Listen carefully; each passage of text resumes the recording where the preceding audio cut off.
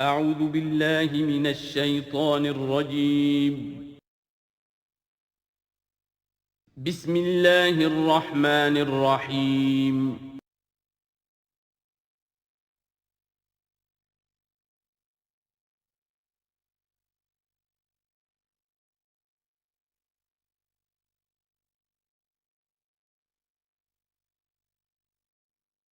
بسم اللہ اولہ و آخرہ۔ سورہ بقرہ کے ترجمے اور مختصر تشریح کے اختتام کے بعد اب ہمیں مکی اور مدنی صورتوں کے اس پہلے گروپ میں جو دو جوڑے مدنی صورتوں کے ہیں ان میں سے پہلے جوڑے کی دوسری صورت کا مطالعہ کرنا ہے۔ یہ سورہ آل عمران ہے۔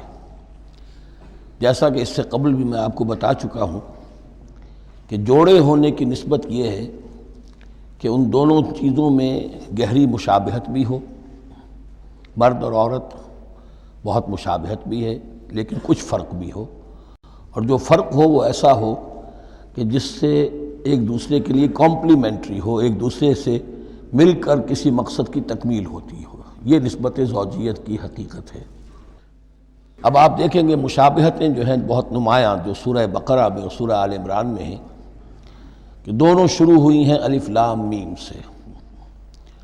دونوں کے شروع میں قرآن مجید کی عظمت کا بیان ہے، اگرچہ سورہ آل عمران میں اس کے ساتھ ہی تورات اور انجیل کا بیان بھی ہے۔ دونوں کے اختتام پر بڑی عظیم آیات آئی ہیں۔ وہ آیت ہم پڑھ چکے ہیں جو سورہ بقرہ کے اختتام پر آئی ہے، جو کہ ایک عظیم دعا پر مشتمل ہے۔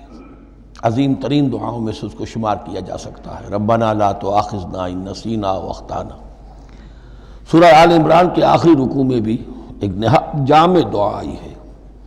وہ 3-4 آیتوں میں پھیلی ہوئی ہے اور بڑی جامع دعا ہے۔ پھر جیسے میں نے آپ کو بتایا کہ سورہ بقرہ میں بھی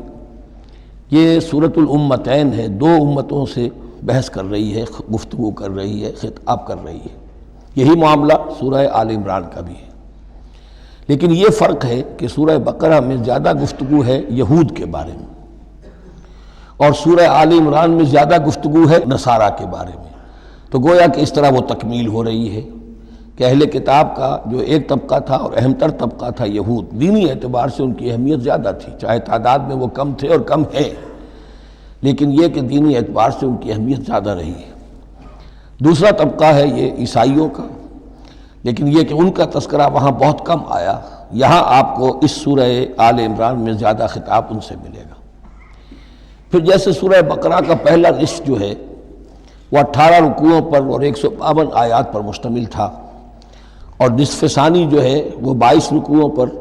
لیکن 134 آیات پر مشتمل تھا، تو تقریباً مساوی دو حصے تھے۔ وہی کیفیت آپ کو یہاں ملے گی، بلکہ یہاں وہ بتمام و کمال ہے، دونوں حصے بہت مساوی ہیں۔ کل 20 رکوع ہیں، 10 رکوع ایک نصف اول میں ہے، 10 رکوع نصف ثانی میں ہے۔ صرف ایک آیت کا فرق ہے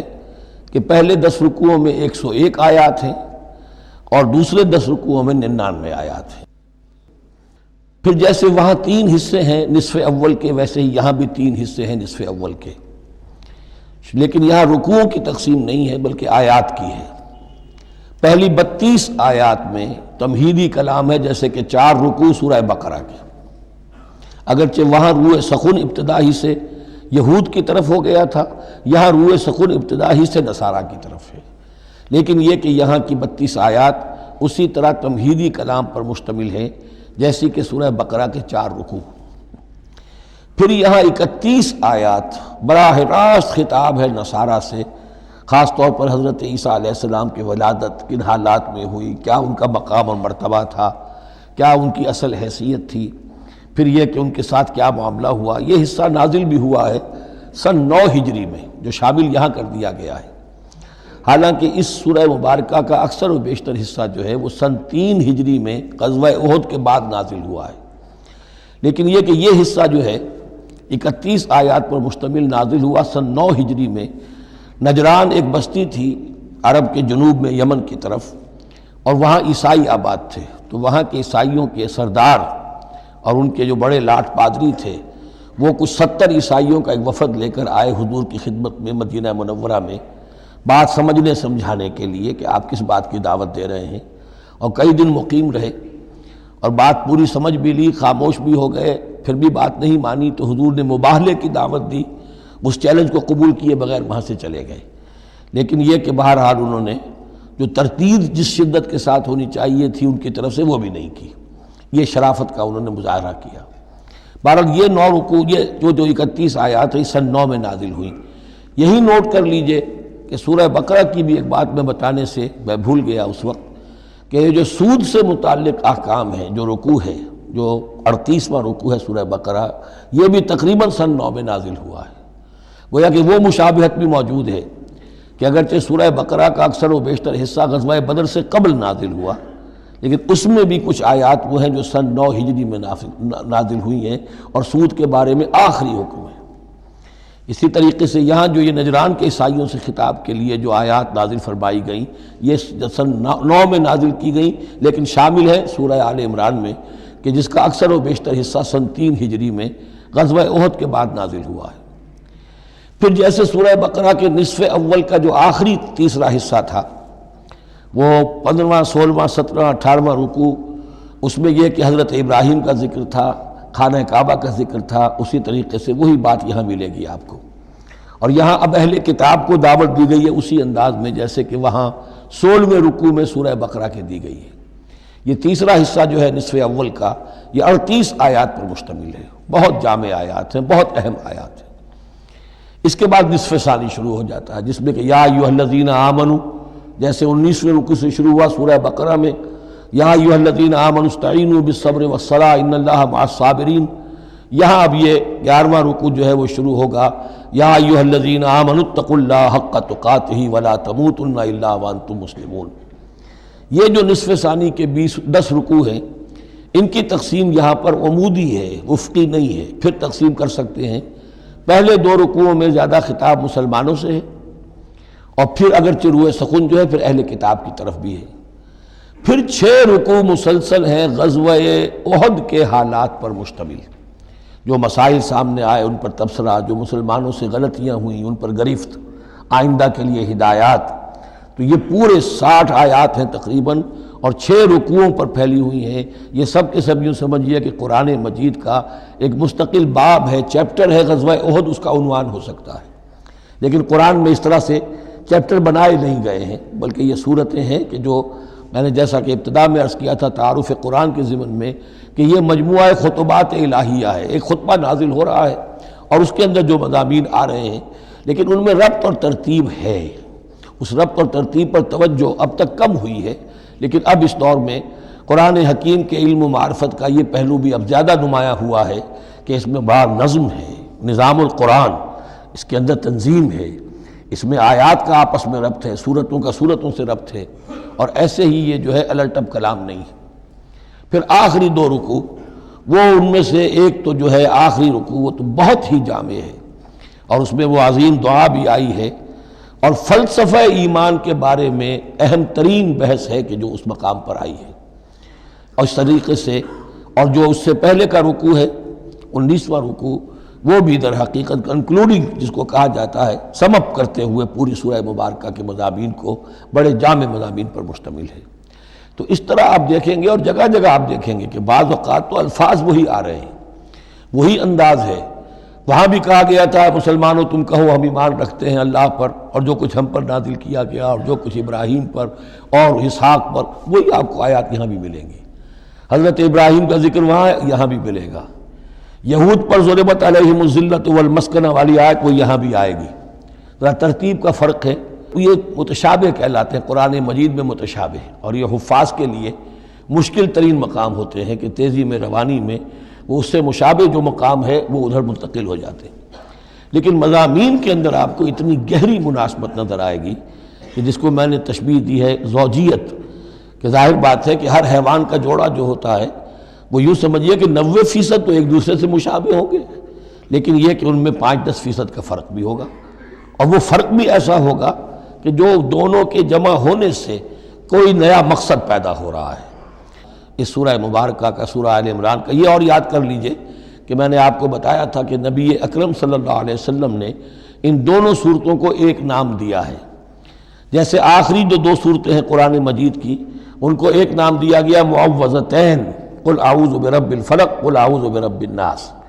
ان دونوں صورتوں کو ایک نام دیا گیا الزہراوین، دو نہایت تابناک اور روشن صورتیں۔ تو یہ اس میں تمہیدی کلام میں بس اسی پر اکتفا کر کے اب ہم آگے مطالعہ شروع کرتے ہیں۔ اعوذ باللہ من الشیطان الرجیم، بسم اللہ الرحمن الرحیم، الف لام میم، اللہ لا الہ الا هو الحی القیوم، نزل علیک الکتاب بالحق مصدقا لما بین یدیہ وانزل التوراۃ والانجیل من قبل هدى للناس وانزل الفرقان ان الذین کفروا بآیات اللہ لهم عذاب شدید واللہ عزیز ذو انتقام، صدق اللہ العظیم۔ رب اشرح لی صدری ویسر لی امری واحلل عقدۃ من لسانی یفقہوا قولی۔ اللہم ربنا الہمنا رشدنا واعذنا من شرور انفسنا، اللہم ارنا الحق حقا وارزقنا اتباعہ وارنا الباطل باطلا وارزقنا اجتنابہ، اللہم وفقنا لما تحب وترضى، اللہم ربنا آنس وحشتنا فی قبورنا وارحمنا بالقرآن العظیم، اللہم اجعلہ لنا اماما ونورا وہدا ورحمہ، اللہم ذکرنا منہ ما نسینا وعلمنا منہ ما جہلنا وارزقنا تلاوتہ آناء اللیل وآناء النہار واجعلہ لنا حجتا یا رب العالمین، آمین۔ الف لام میم یہ حروف مقطعات ہیں جن کے بارے میں اجمالی گفتگو سورہ بقرہ کے آغاز میں ہم کر چکے ہیں۔ اللہ لا الہ الا هو الحی القیوم، یہ الفاظ آیت الکرسی کے آغاز میں سورہ بقرہ میں آ چکے ہیں۔ ایک بات نوٹ کر لیجئے کہ ایک حدیث میں آتا ہے کہ اللہ کا ایک اسم اعظم ہے کہ جس کے حوالے سے اگر کوئی چیز اللہ سے مانگی جائے تو وہ ضرور دیتا ہے، لیکن اس کو حضور نے بتایا نہیں کہ وہ اسم اعظم کون سا ہے، کچھ اشارے کیے، جیسے رمضان میں ایک شب ہے لیلۃ القدر جو 1000 مہینوں سے افضل ہے، تعین کے ساتھ نہیں بتایا وہ کون سی، تاکہ تلاش کرو، زیادہ ذوق و شوق کا معاملہ ہو، لیکن جو اشارات آپ نے کیے ہیں اس سے اندازہ ہوتا ہے، چونکہ یہ فرمایا گیا کہ یہ 3 صورتوں میں ہے، سورہ بقرہ میں، سورہ آل عمران میں اور سورہ طٰہٰ میں، وہ الفاظ الحی القیوم جو مشترک ہیں، سورہ بقرہ میں آیت الکرسی میں آئے ہیں، آل عمران میں یہاں دوسری آیت میں موجود ہیں، اور سورہ طٰہٰ کے بھی شروع کے اندر موجود ہیں۔ نزل علیک الکتاب بالحق، اس نے نازل فرمائی ہے، اس اللہ نے جس کے سوا کوئی معبود نہیں، جو الحی ہے القیوم ہے۔ اس میں اشارہ ہو رہا ہے اس کلام کی عظمت کی طرف کہ جان لو یہ کلام کس کا ہے، کس نے اتارا ہے۔ نزل علیک الکتاب بالحق، اس نے نازل فرمائی ہے یہ کتاب اے نبی آپ پر حق کے ساتھ، اور یہاں نوٹ کیجیے نزلہ ہے، نزلہ ینزل تنزیلا، انزلہ نہیں آیا ہے، مصدقا لما بین یدیہ، اور یہ تصدیق کرتے ہوئے آئی ہے اس کی جو اس کے سامنے موجود ہے، تورات اور انجیل۔ اور یہ کہ 2 اعتبارات سے تصدیق ہے کہ یہ قرآن تصدیق کرتا ہے ان کی کہ وہ اللہ کی کتابیں تھیں جن میں تحریف ہو گئی، لیکن یہ کہ قرآن اور حضور مصداق بن کر آئے ہیں ان پیشین گوئیوں کا جو ان کتابوں میں تھی۔ وَأَنزَلَ التَّوْرَاةَ وَالْإِنْجِيلَ مِنْ قَبْلُ هُدًى لِلنَّاسِ، اسی طرح اللہ نے اس سے پہلے لوگوں کی ہدایت کے لیے تورات اور انجیل نازل فرمائی تھی۔ وَأَنزَلَ الْفُرْقَانَ، اور اللہ نے فرقان اتارا، فرقان قرآن مجید کے لیے بھی ہے، فرقان تورات کے لیے بھی ہے، فرقان معجزات کے لیے بھی ہے۔ ہر وہ شے یوم الفرقان ہم سورہ انفال میں پڑھیں گے، غزوہ بدر کے دن کو کہا گیا، جو شے بالکل مبرہن کر دے حق و باطل کے مابین امتیاز قائم کر دے وہ فرقان ہے۔ لیکن یہاں اب تہدید کا انداز ہے، دھمکی کا انداز ہے۔ ان الذین کفروا بآیات اللہ، یہ دنیا کی دوسری کتابوں کا معاملہ نہ سمجھو کہ اسے مان لیا تب بھی کوئی حرج نہیں، نہیں مانا تب بھی کوئی حرج نہیں، اگر پڑھنے پر طبیعت راغب ہوئی تو بھی کوئی بات نہیں، نہیں راغب ہے تو مت پڑھو، کوئی الزام نہیں۔ یہ کتاب ویسی نہیں ہے، بلکہ یہ کتاب تو اب اگر نہیں مانو گے، ایمان نہیں لاؤ گے تو ان الذین کفروا بآیات اللہ لہم عذاب شدید، تو ان کے لیے بہت سخت سزا ہوگی۔ واللہ عزیز ذو انتقام، اور اللہ تعالیٰ زبردست ہے، انتقام لینے والا ہے۔ یہ لفظ بہت اہم ہے کہ اللہ تعالیٰ جہاں رؤوف ہے، رحیم ہے، شفیق ہے، غفور ہے، ستار ہے، لیکن ساتھ ہی شدید ذو انتقام بھی ہے، عزوز ذو انتقام بھی ہے، شدید العقاب بھی ہے۔ یہ دونوں شانیں اللہ کی ذہن میں رہنی چاہیے۔ ان اللہ لا یخفی علیہ شیء فی الارض ولا فی السماء، یقیناً اللہ پر کوئی شے مخفی نہیں ہے، نہ آسمان کی نہ زمین کی۔ هو الذی یصورکم فی الارحام کیف یشاء، پہلی چیز اللہ کے علم سے متعلق تھی، اور یہ اللہ کی قدرت سے متعلق ہے۔ وہی ہے کہ جو تمہاری نقشہ کشی کر دیتا ہے، صورت بنا دیتا ہے تمہاری ماؤں کے رحموں میں جیسا چاہتا ہے۔ کسی کے پاس چوائس نہیں ہے کہ وہ اپنا نقشہ خود بنائے۔ لا الہ الا هو العزیز الحکیم، اس کے سوا کوئی معبود نہیں، اور یہ کہ وہی العزیز ہے اور الحکیم ہے۔ هو الذی انزل علیک الکتاب منہ آیات محکمات ہن ام الکتاب واخر متشابہات، وہی ہے جس نے آپ پر یہ کتاب نازل فرمائی۔ کسی کسی جگہ انزلہ کا لفظ بھی آ جاتا ہے، اور یہ ہوتا ہے ردم کے اعتبار سے، کیونکہ قرآن مجید کی اپنی ایک ملکوتی غنا ہے، اس کی ایک موسیقی ہے، ڈیوائن میوزک ہے، تو اس میں جو ردم کے حوالے سے اگر ضرورت ہو تو یہ الفاظ ایک دوسرے کی جگہ آ جائیں گے۔ منہ آیات المحکمات، اس میں کچھ آیات تو ہیں محکم، پختہ، حکم جیسا کہ میں نے بتایا، حکمت عقل کی پختگی، محکم آیت، پختہ آیت جس کا مفہوم بالکل واضح ہو، جس کو ادھر سے ادھر کرنے کی کوئی گنجائش نہ ہو۔ ہن ام الکتاب، اس کتاب کی جڑ اور اساس اور بنیاد وہی ہے۔ وَأُخَرُ متشابہات، اور کچھ متشابہ ہیں کہ جن کا حقیقی اور صحیح مفہوم معین کرنا بہت مشکل ہے، بلکہ عام حالات میں ناممکن ہے۔ یہ میں تفصیل سے تعارف قرآن کے ضمن میں عرض کر چکا ہوں۔ آیات الاحکام جتنی بھی ہیں وہ سب محکم ہیں، یہ کرو یہ نہ کرو، یہ حرام یہ حلال۔ لیکن یہ کہ جو بھی آیات ہیں کہ جن میں بحث ہے عالم غیب سے، اللہ کی ذات و صفات، کیا تصور کریں؟ اللہ کا ہاتھ، اللہ کا چہرہ، اللہ کی کرسی، اللہ کا عرش، کیا تصور کریں؟ اسی طریقے سے فرشتے، عالم غیب کی شیئیں، عالم برزخ قبر میں کیا ہوتا ہے، اسی طرح عالم آخرہ جنت اور دوزخ کی اصل حقیقتیں ہم نہیں سمجھ سکتے۔ اس میں ہمارے ذہن کے قریب لا کر کچھ باتیں بتا دی گئی ہیں۔ ما لا یدرک کلہ لا یترک کلہ، اجمالی تصور قائم ہو جانا چاہیے، اس کے بغیر تو راستہ سیدھا رہے گا نہیں آدمی کا، لیکن ان کی تفاصیل میں نہیں جانا چاہیے۔ تو دوسرے درجے میں نے آپ کو بتایا تھا کہ کچھ فزیکل فینومینا بھی یہ بھی ایک وقت تک رہے ہیں آیات متشابہات میں سے، لیکن رفتہ رفتہ جیسے یہ سائنس کا علم بڑھتا چلا جا رہا ہے، ان میں سے بہت سی چیزیں اب محکم ہو کر سامنے آ رہی ہیں۔ تو یہ گویا کہ شفٹنگ سینڈز کے مانند ہے کہ ان میں سے جو چیزیں، بہت سی چیزیں واضح ہو گئیں جو پہلے واضح نہیں تھیں،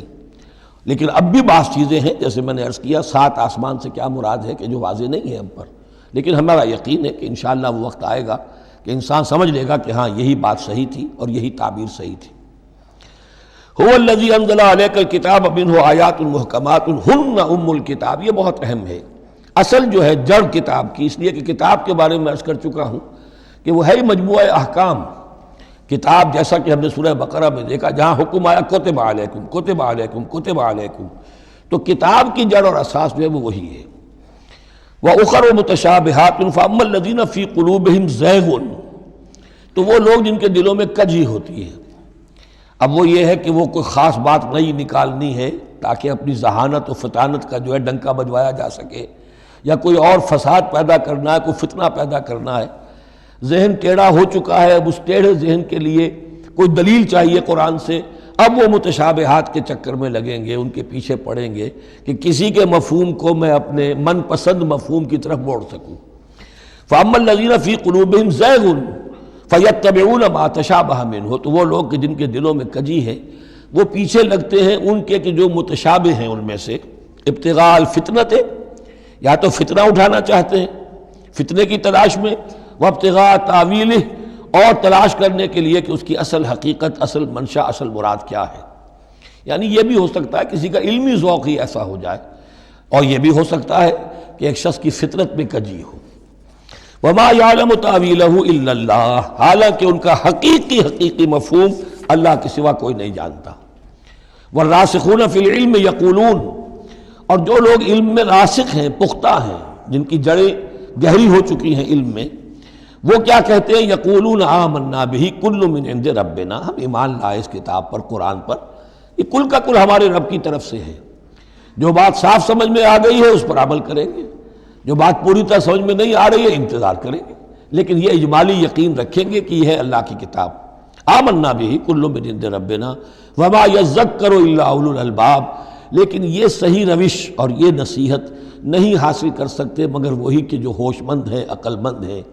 اور سب سے بڑی ہوش مندی یہ ہے کہ انسان اپنی عقل کی لیمیٹیشنز کو جان لے، میری عقل کی حدود کیا ہیں، عقل کہاں تک جا سکتی ہے۔ اگر انسان اپنی عقل کی حدود کو نہیں جانتا تو وہ پھر اولو الالباب میں سے نہیں ہے۔ عقل بڑی شے ہے لیکن یہ کہ اس کی حدود ہیں، ایک حد سے آگے یہ عقل تجاوز نہیں کر سکتی۔ گزر جا عقل سے آگے کہ یہ نور چراغ راہ ہے، منزل نہیں ہے۔ منزل تک پہنچانے والی شے جو ہے وہ عقل نہیں ہے، وہ قلب پہنچائے گا،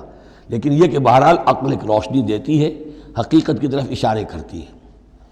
ربنا لا تزغ قلوبنا بعد اذ ہدیتنا، اور ان کا یہ قول ہوتا ہے اولو الالباب کا، اے رب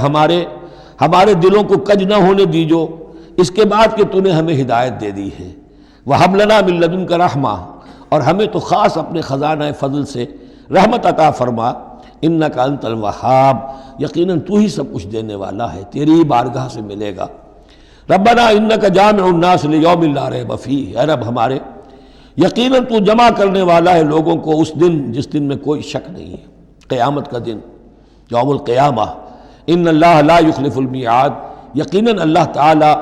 اس وعدے کے خلاف نہیں کرے گا، اپنے وعدے کی خلاف ورزی نہیں کرتا، لہذا جو اس نے بتایا ہے کہ وہ دن آئے گا وہ آ کر رہے گا۔ ان الذین کفروا لن تغنی عنہم اموالہم ولا اولادہم من اللہ شیئا، اب یہ ذرا تحدی کا انداز ہے، چیلنج کا انداز ہے۔ زمانہ نزول کے اعتبار سے آپ نے نوٹ کر لیا کہ یہ سن 3 میں نازل ہو رہی ہے سورہ مبارکہ غزوہ احد کے بعد، لیکن یہ کہ یہ رکوع جو ہے اس کے بارے میں گمان غالب ہے کہ یہ غزوہ بدر کے بعد نازل ہوئی ہے۔ غزوہ بدر جو ہے اس میں ایک طرف مسلمانوں کو بڑی زبردست فتح حاصل ہوئی تھی تو مسلمانوں کا مورال بہت بلند تھا، لیکن ایسی روایات بھی ملتی ہیں کہ جب مسلمان بدر سے کامیاب ہو کر، غازی بن کر، فتح یاب ہو کر واپس آئے تو جو یہودی قبیلے تھے مدینے کے، ان میں سے بعض لوگوں نے کہا کہ مسلمانوں اتنا نہ اتراؤ، یہ کچھ قریش کے ناتجربہ کار چھوکرے تھے جن سے تمہارا مقابلہ پیش آیا ہے، اگر ہم سے کبھی بات اس کا مقابلہ پیش آیا تو معلوم ہوگا، تب دن میں تارے نظر آئیں گے وغیرہ وغیرہ۔ تو اس پس منظر میں یہ الفاظ کہے جا رہے ہیں کہ نہیں، تمام کفار اسی طریقے سے آخر کار زیر ہوں گے اور اللہ کے دین کو غالب ہونا ہے، واللہ غالب علی امرہ ولکن اکثر الناس لا یعلمون۔ ان الذین کفروا لن تغنی عنہم اموالہم ولا اولادہم من اللہ شیئا، یقیناً جن لوگوں نے کفر کی روش اختیار کی ہرگز نہ بچا سکیں گے انہیں، نہ ان کے مال نہ ان کی اولاد اللہ سے کچھ بھی۔ اولئک ھم وقود النار، اور وہ تو سب کے سب آگ کا ایندھن بنیں گے۔ کداب آل فرعون، تمہاری تو حیثیت ہی کیا ہے، چپندی کا شوربہ۔ آل فرعون کا معاملہ یاد کرو، ان کے ساتھ کیا ہوا تھا، شہنشاہ اور بڑے لاؤ لشکر والا، وفرعون ذی الاوتاد، کداب آل فرعون والذین من قبلہم، اور اسی پر کیا اس سے پہلے ثمود اور عاد جیسی قومیں زبردست جو ہیں اسی جزیرہ نما عرب میں رہی ہیں۔ کذبوا بآیاتنا، انہوں نے بھی ہماری آیات کو جھٹلایا تھا۔ فاخذہم اللہ بذنوبہم، تو اللہ نے پکڑا ان کو ان گناہوں کی پاداش میں۔ واللہ شدید العقاب، اور اللہ سزا دینے میں بہت سخت ہے۔ قل للذین کفروا، اے نبی کہہ دیجئے ان لوگوں سے جو کفر کی روش اختیار کر رہے ہیں، ستغلبون وتحشرون الی جہنم، تم سب کے سب مغلوب ہو کر رہو گے، دنیا میں مغلوب ہوگے اور پھر جہنم کی طرف گھیر کر لے جائے جاؤ گے۔ وبئس المہاد، اور وہ بہت برا ٹھکانہ ہے۔ قد کان لکم آیۃ فی الفئتین التقطا، تمہارے لیے ایک نشانی آ چکی ہے ان 2 گروہوں میں جو آپس میں جنہوں نے جنگ کی، یعنی بدر کی جنگ ہوئی، اس میں ایک طرف مسلمان تھے ایک طرف مشرکین مکہ تھے، تمہارے لیے نشانی موجود ہے۔ قد کان لکم آیۃ فی فئتین التقطا، فئۃ تقاتل فی سبیل اللہ، اس میں سے ایک جماعت وہ تھی، ایک گروہ وہ تھا جو اللہ کی راہ میں جنگ کر رہا تھا، وأخری کافرۃ، اور دوسرا گروہ جو ہے وہ کافر تھا۔ یرونہم مثلیہم رأی العین، وہ دیکھ رہے تھے اپنی آنکھوں سے کہ ان سے دگنے ہیں۔ اب اس کے کئی معنی کیے گئے ہیں۔ ایک یہ بھی ہے کہ مسلمانوں کو تو کھلا نظر آ رہا تھا کہ ہم سے دگنی فوج ہے، بلکہ 3 گنی تھی۔ بعض روایات میں ایسا بھی آتا ہے کہ اللہ تعالیٰ نے کفار پہ ایسا رعب طاری کر دیا تھا غزوہ بدر میں کہ انہیں نظر یہ آ رہا تھا کہ مسلمان ہم سے دگنے ہیں۔ تو ایسا ہو جاتا ہے، انسان کی سماعت اور بصارت پر ایسا اثر ہو جائے، تو اللہ تعالیٰ نے یہ کیا، وہ بھی بعض روایات ہیں۔ واللہ یؤید بنصرہ من یشاء، اور اللہ تائید فرماتا ہے اپنی نصرت سے جس کی چاہتا ہے۔ ان فی ذلک لعبرۃ، اس میں یقیناً ایک عبرت ہے، سبق آموزی ہے، لأولی الابصار، لیکن یہ عبرت اور سبق آموزی صرف ان کے لیے ہوتی ہے کہ جو آنکھیں رکھتے ہوں، جن کے اندر جو ہے دیکھنے کی صلاحیت موجود ہو۔ اب یہ آج بڑی اہم آ رہی ہے فطرت انسانی کے اعتبار سے۔ ظاہر بات ہے کہ چونکہ یہاں خاص طور پر میں نے عرض کیا تھا کہ یہود کی طرف ایک جو ہے وہ ایک روح سخن موجود ہے اہل کتاب کی طرف، اور اس واقعے کے اندر تو خاص طور پر جن لوگوں کے اندر کہ یہ دنیا کی محبت زیادہ شدید ہوتی ہے، تو اس کا ایک اثر بتا رہے ہیں کہ یہ واقعتاً اللہ نے فطرت انسانی میں رکھی ہے، اس لیے کہ یہ دنیا جو ہے اسے اللہ نے چلانا ہے، اس کی رونقیں رکھنی ہے جب تک اس کی مرضی ہے، قیامت تک تو اسے آباد رکھنا ہے۔ اولاد پیدا ہوگی تو دنیا قائم رہے گی، نسل چلے گی، مرد اور عورت کی ایک دوسرے کے ساتھ کشش ہوگی تو اولاد پیدا ہوگی، اور یہ تمام چیزیں جو ہیں، دولت کی کوئی طلب ہوگی تو آدمی محنت کرے گا، مشقت کرے گا، کمائے گا، تو اس لیے یہ چیزیں فطرت انسانی میں ہیں، یہ بیسک اینیمل انسٹنکٹس ہیں۔ بس ضرورت اس بات کی ہوتی ہے کہ ان انسٹنکٹس کو دبا کر رکھا جائے، اللہ کی محبت، اللہ کی شریعت کو اس سے بالا تر رکھا جائے، بس یہ نہیں ہے کہ ان کو ختم کر دیا جائے۔ سیلف اینیہیلیشن اسلام میں نہیں ہے، یہ رہبانیت ہے کہ اپنے نفس کو کچل دو، ختم کر دو، نہیں، سیلف کنٹرول، اپنے آپ کو کنٹرول میں رکھو۔ یہ منہ زور گھوڑا ہے نفس انسانی کا، لیکن جتنا طاقتور گھوڑا ہوگا اتنا ہی آپ کے لیے تیز دوڑنا جو ہے وہ آسان ہوگا، لیکن جتنا منہ زور اور طاقتور گھوڑا ہے اتنا ہی اسے قابو میں رکھنے کی ضرورت بھی ہے، ورنہ اگر اس کے رحم و کرم پر سوار آ گیا تو جہاں چاہے گا پٹخنی دے دے گا۔ تو اس اعتبار سے سیلف کنٹرول ہو، گھوڑا پورا قابو میں ہو۔ البتہ یہ ہے کہ سیلف کو، اپنے نفس کو، اس کو کچل ڈالنا، سیلف اینیہیلیشن، یہ اسلام میں نہیں۔ زین للناس حب الشہوات من النساء، مزین کر دی گئی ہے لوگوں کے لیے ایک تو محبت جو ہے، شہوت کی محبت خواتین کے بارے میں۔ اب دیکھیے یہاں بھی قرآن مجید گویا کہ ایک طرح سے تائید کر رہا ہے فرائڈ کی۔ اس کے نزدیک سب سے پورٹنٹ فیکٹر جو ہے، سب سے پورٹنٹ جو موٹیو ہے انسان کا، وہ سیکس ہے، اور یہاں بھی اللہ تعالیٰ نے سب سے پہلے اسی کا ذکر کیا ہے، اگرچہ میرے نزدیک ضروری نہیں ہے، اس لیے کہ دوسری جگہوں پر پیٹ جو ہے، معاشی ضرورت یہ اس سے بھی سخت ہو جاتی ہے، لیکن یہ کہ واقعتاً یہ حضور نے بھی فرمایا ہے صلی اللہ علیہ وسلم، ما ترکت بعدی فتنة اضر علی الرجال من النساء، میرے بعد اب مردوں کے لیے عورتوں کے فتنے سے بڑا فتنہ اور کوئی نہیں ہے۔ ان کی محبت جو ہے وہ انسان کو کہاں سے کہاں لے جاتی ہے۔ بلعام بن باورہ یہود کے اندر ایک بہت بڑا عالم اور فاضل شخص تھا، ایک عورت کے چکر میں آ کر اور وہ شیطان کا پیرو بن گیا، وہ قصہ آئے گا سورہ اعراف کے اندر۔ تو واقعہ یہ ہے، لیکن ایک فطرت کے اندر ہے تو صحیح، محبت تو ہے۔ زین للناس حب الشہوات من النساء والبنین، اور بیٹے، انسان کو بہت پسند ہے بیٹے ہوں، اس کا نام چلتا رہے، بڑھاپے کا سہارا بنے، والقناطیر المقنطرۃ من الذهب والفضہ، اور یہ کہ خزانے ہوں جمع کیے ہوئے سونے کے اور چاندی کے، والخیل المسومۃ، اور گھوڑے ہوں بڑے نسل والے گھوڑے جو ہیں جن پر کے نشان لگے ہوئے ہوتے ہیں، پیڈگری ہوتی ہے ان کی، والانعام، اور مویشی ہوں، مال جو ہے پنجاب میں اور سرائکی کے علاقے میں مال کہتے ہی جانوروں کو ہیں، ان حیوانات کو ہیں مال مویشی، والانعام والحرث، اور کھیتی۔ ذالک متاع الحیات الدنیا، بس جو نقطہ اعتدال ہے وہ یہ ہے کہ جان لو یہ ساری چیزیں اس دنیا کی زندگی کا ساز و سامان ہے، اس زندگی کے لیے ضروریات کی حد تک ان سے فائدہ اٹھانا، اس میں کوئی بری بات نہیں، لیکن واللہ عندہ حسن المآب، لیکن اللہ کے پاس ہے اچھا لوٹنا، وہ جو ہے جو اللہ کے پاس ہے اس کے مقابلے میں یہ کچھ بھی نہیں۔ اگر یہ ایمان بالآخرہ ہے تو پھر تو انسان ان تمام چیزوں کو، اپنے تمام جذبات و میلانات کو ایک حد کے اندر رکھے گا، اس سے آگے نہیں آنے دے گا، لیکن اگر ان میں سے کوئی ایک شے بھی اتنی زوردار ہو گئی اس کی محبت کہ آپ کے دل کے اوپر اس کا قبضہ ہو گیا تو بس آپ گئے، اب وہی ند ہے، وہی اب آپ کا معبود ہے، چاہے وہ دولت ہو چاہے وہ کوئی اور شے ہو، وہ اب آپ کا معبود بن جائے گی۔ قُلْ أَنَبِّئُكُمْ بِخَيْرٍ مِّن ذَلِكُمْ، ان سے کہیے کہ کیا میں تمہیں بتاؤں کہ ان تمام چیزوں سے بہتر شے کون سی ہے؟ لِلَّذِينَ اتَّقَوْا عِندَ رَبِّهِمْ جَنَّاتٌ تَجْرِی مِن تَحْتِهَا الْأَنْہَارُ خَالِدِینَ فِیہَا، وہ لوگ کہ جو اپنے رب کا تقوی اختیار کرتے رہے۔ تقوی یہی ہے کہ اپنے نفس کا بھی حق ہے دو، اِنَّ لِنَفْسِکَ عَلَیکَ حَقًّا، لیکن ناجائز راستے سے نہیں۔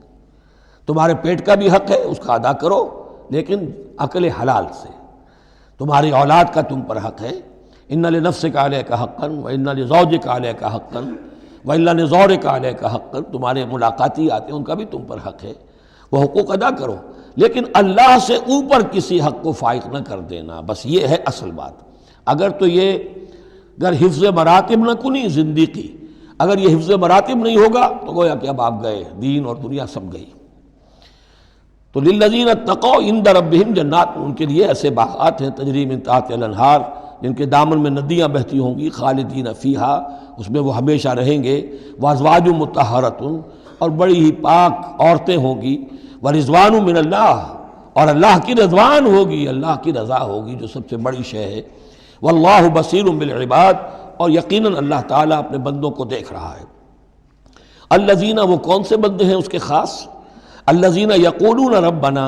اننا آمنا، جو یہ کہتے رہتے ہیں پروردگار ہم ایمان لے آئے، فاغفر لنا، بس ہمیں بخش دے، ذنوبنا، ہمارے گناہ، وقنا عذاب النار، اور ہمیں آگ کے عذاب سے بچائیو۔ اب ان کی بدح میں الفاظ استعمال ہو رہے ہیں، یہ کون لوگ ہیں جو یہ دعا کرتے ہیں؟ ان کے یہ اوصاف ہیں، اور اس میں گویا کہ تلقین ہے، اگر اللہ سے یہ دعا کرنا چاہتے ہو کہ اللہ تمہیں تمہارے گناہ بخش دے اور تمہیں جہنم کے عذاب سے بچائے، تو یہ اوصاف اپنے اندر پیدا کرو۔ الصابرین والصادقین والقانتین والمنفقین والمستغفرین بالاسحار، صبر کرنے والے اور راست باز، راست بازی میں راست گوئی بھی ہے، راست کردار بھی ہے، عمل بھی آپ کا صحیح صحت پر ہو، درستی پر ہو، اور قول بھی صحیح اور درست ہو۔ والقانتین، فرما بردار، والمنفقین، اللہ کی راہ میں خرچ کرنے والے، والمستغفرین بالاسحار، اور جو جس کو آپ کہتے ہیں small hours of the morning, وہ جو سحر کا وقت ہے، سحری کا وقت ہے، اس میں استغفار کرنے والے۔ ایک تو نمازیں ہیں جو 5 نمازیں ہیں، لیکن خاص وہ وقت جو ہے اس میں جب کہ فرمایا گیا ہے کہ رات کے آخری حصے میں اللہ تعالیٰ نزول فرماتا ہے سمائے دنیا تک، اور پھر ایک ندا ہوتی ہے، حل من مستغفر فاغفر لہ، حل من سائل فاعطیہ، ہے کوئی استغفار کرنے والا کہ میں اسے معاف کر دوں، ہے کوئی کچھ مانگنے والا کہ میں اسے عطا کر دوں۔ ہم تو مائل بکرم ہے، کوئی سائل ہی نہیں، راہ دکھلائیں کسے، رہرو منزل ہی نہیں۔ شہد اللہ انہ لا الہ الا ہوا والملائکۃ واولو العلم قائما بالقسط، اللہ خود گواہ ہے کہ اس کے سوا کوئی معبود نہیں، سب سے بڑی گواہی تو اللہ کی ہے، والملائکۃ، اور سارے فرشتے گواہ ہیں، واولو العلم، اور اولو العلم بھی اس پر گواہ ہیں۔ یہ اولو العلم جو ہے، اولو الالباب، اولو العلم الذین یعقلون، یہ وہ لوگ ہیں کہ جو ان کائناتی آیات کے حوالے سے اللہ کو پہچان لیتے ہیں اور اس کو مان لیتے ہیں کہ وہی معبود برحق ہے۔ جو ہم نے 20ویں رکوع کی پہلی آیت پڑھی تھی سورہ بقرہ کی، ان فی خلق السماوات والارض واختلاف اللیل والنہار والفلک التی تجری فی البحر بما ینفع الناس، اور یہ تمام بہت سے فینومینا آف دی نیچر بیان کر کے لآیات لقوم یعقلون، تو جو یعقلون ہیں، جو اولو الالباب ہیں، اولو العلم ہیں، وہ بھی گواہ ہیں کہ اللہ کے سوا کوئی معبود نہیں۔ لیکن یہاں جو اہم ترین لفظ ہے وہ اب آ رہے ہیں، قائما بالقسط، وہ قسط اور عدل کا قائم کرنے والا ہے۔ وہ جو میں نے کل عرض کیا تھا کہ ہم بھی سمجھتے ہیں کہ اللہ عدل قائم کرتا ہے اور عدل کرے گا، البتہ یہ کہ اہل سنت کے نزدیک یہ کہنا جو ہے سوء ادب ہے کہ اللہ پر عدل کرنا واجب ہے، اللہ پر کسی شے کا وجوب نہیں، لیکن اللہ کو عدل پسند ہے، اللہ کو اللہ یحب المقسطین، اللہ خود بھی عدل فرمائے گا۔ لا الہ الا هو العزیز الحکیم، اس کے سوا کوئی معبود نہیں ہے، وہ زبردست ہے، کمال حکمت والا۔ ان الدین عند اللہ الاسلام، دین تو اللہ کے نزدیک پسندیدہ اور اللہ تعالیٰ کے ہاں منظور شدہ دین ایک ہی ہے، وہ الاسلام ہے۔ یہ صورت اس اعتبار سے، اور یہ بھی سورہ بقرہ اور سورہ آل عمران کے حوالے سے آپ سمجھ لیجئے، سورہ بقرہ میں ایمان پر زیادہ زور ہے۔ آمن الرسول بما انزل الیہ من ربہ، ایمانیات، شروع میں بھی ایمانیات، درمیان میں آیا بر میں ایمانیات۔ اس سورہ مبارکہ میں اسلام پر زیادہ زور ہے۔ اب ان دونوں میں بھی ایک نسبت ہے خاص جس کو بھی تفصیل میں جانے کا موقع نہیں ہے۔ ان الدین عند اللہ الاسلام، آگے چل کر آیت آئے گی وَمَن يَبْتَغِ غَيْرَ الْإِسْلَامِ دِينًا فَلَن يُقْبَلَ مِنْهُ، اگر کوئی شخص اسلام کے سوا کسی دین کو قبول کرے گا وہ اس کی جانب اللہ کے ہاں منظور نہیں ہوگا۔ وَمَا اخْتَلَفَ الَّذِينَ أُوتُوا الْكِتَابَ إِلَّا مِن بَعْدِ مَا جَاءَهُمُ الْعِلْمُ بَغْيًا بَيْنَهُمْ، یہ اسلام ہمیشہ سے چلا آ رہا ہے، حضرت آدم سے اسلام چلا آ رہا ہے۔ یہ وہی آیات جو تھی آیت الاختلاف، اس کا گویا کہ خلاصہ آ گیا۔ اور جن لوگوں نے اختلاف کیا ہے، یہ پگڈنڈیاں نکالی ہیں، غلط راستوں پر مڑ گئے ہیں، تو یہ اس کے بعد کہ ان کے پاس علم آ چکا تھا، اور اصل سبب بغیم بینہم، ضدم ضدہ، دی ارج ٹو ڈومینیٹ۔ ومن یکفر بآیات اللہ، اور جو کوئی اللہ کی آیات کا انکار کرتا ہے، فإن اللہ سریع الحساب، تو اللہ تعالیٰ کو حساب لیتے دیر نہیں لگے گی، وہ بڑی تیزی کے ساتھ حساب لے لے گا۔ فإن حاجوک،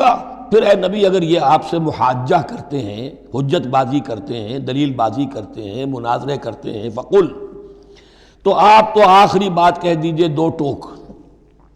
فقل اسلمت وجہی للہ ومن اتبعنی، دیکھو بھائی میں نے تو اپنا چہرہ اللہ کے سامنے جھکا دیا ہے، اور انہوں نے بھی جو میرا اتباع کر رہے ہیں، ہم نے ایک راستہ اختیار کر لیا، لکم دینکم ولی دین، ہمارا یہ راستہ، تم جدھر جانا چاہتے ہو جاؤ، جس پگڈنڈی پر مڑنا چاہتے ہو چلے جاؤ، جس کھائی میں گرنا چاہتے ہو جاؤ، دفع ہو جاؤ۔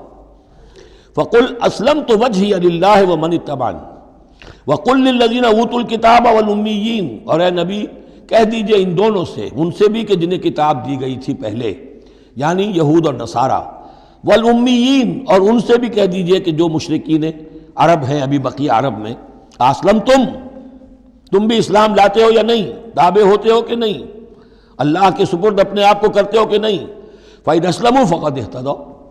اگر وہ بھی اسی طریقے سے اسلام لے آئیں تو ہدایت پر ہو جائیں گے۔ وَإِنْ تَوَلَّوْا فَإِنَّمَا عَلَيْكَ الْبَلَاغُ، پھر اگر وہ رخ پھیر لیں، منہ موڑ لیں، تو اے نبی آپ پر کوئی ذمہ داری نہیں ہے سوائے پہنچا دینے کی۔ اعلیٰ کو یہاں پھر پہچان، انما علیک البلاغ، آپ کے ذمہ ہے پہنچا دینا، آپ نے ہمارا پیغام پہنچا دیا، ہماری دعوت ان تک پہنچا دی، ہماری آیات انہیں پڑھ کر سنا دی،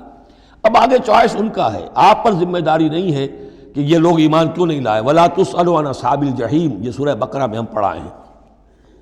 وَاللَّهُ بَصِيرٌ بِالْعِبَادِ، باقی اللہ تعالیٰ اپنے بندوں کو دیکھ رہا ہے، وہ ان سے حساب کتاب کر لے گا،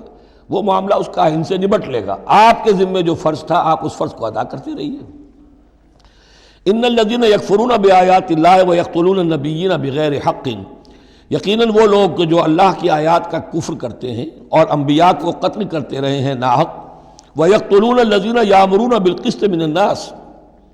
اور قتل کرتے رہے ہیں یا قتل کرتے ہیں ان لوگوں کو انسانوں میں سے جو عدل کا حکم دیتے ہیں،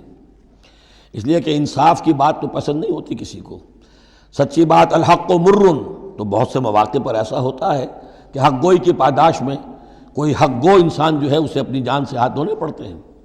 تو یہاں پھر دیکھیے قسط کا معاملہ آیا ہے، عدل، اللہ قائم بالقسط ہے، اور اللہ کے محبوب بندے وہی ہیں کہ جو انبیاء کے علاوہ وہ لوگ کہ جو عدل کا حکم دیں، انصاف کا ڈنکا بجانے کی کوشش کریں۔ تو فرمایا وَيَقْتُلُونَ الَّذِينَ يَأْمُرُونَ بِالْقِسْطِ مِنَ النَّاسِ، تو ایسے لوگ جنہیں جو کہ ایسے لوگوں کو قتل کریں، فَبَشِّرْهُمْ بِعَذَابٍ أَلِيمٍ، تو اے نبی انہیں بشارت سنا دیجئے دردناک عذاب کی۔ اس میں ایک طنز ہے، بشارت، عذاب کی بشارت، یہ طنزیہ کلام ہے۔